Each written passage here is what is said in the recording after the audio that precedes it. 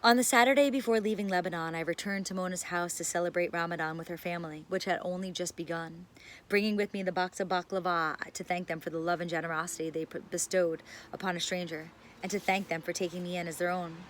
After all, what good is kindness if it is not shared?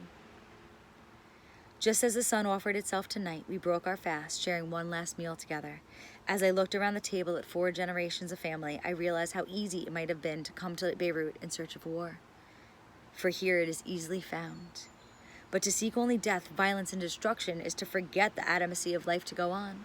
And in Beirut, where life goes on, And in Beirut, where life continues most fiercely, is at the table where every meal is a celebration, a commodity greater than money. For this is what sustains life, and this last meal was no exception. While at this table, I made the sole discovery that the food and the people of Lebanon are no different than one another. Both like to tell stories, both hold a warmth that I wish to always encounter but never compare for the rest of this journey. And both have left me with a fullness that I hoped will continue to nourish me for all the months to come.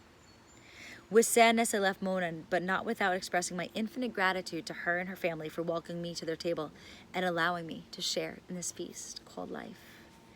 With a full belly and an even fuller heart, I also thank Lebanon for all it had given me. I thank Lebanon for the strength of its coffee, which awakened in me passions that I have allowed to sleep for far too long.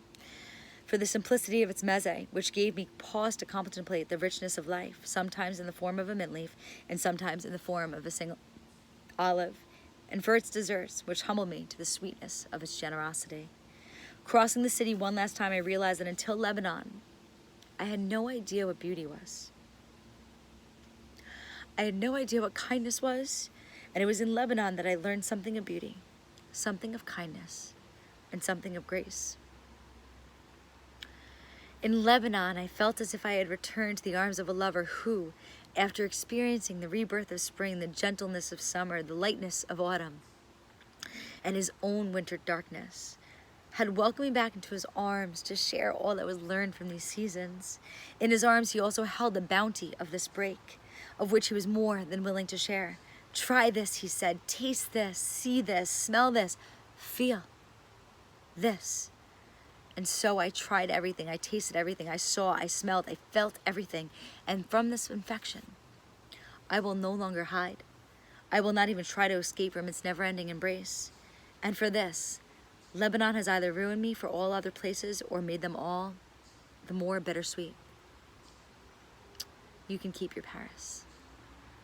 I'll take my Beirut.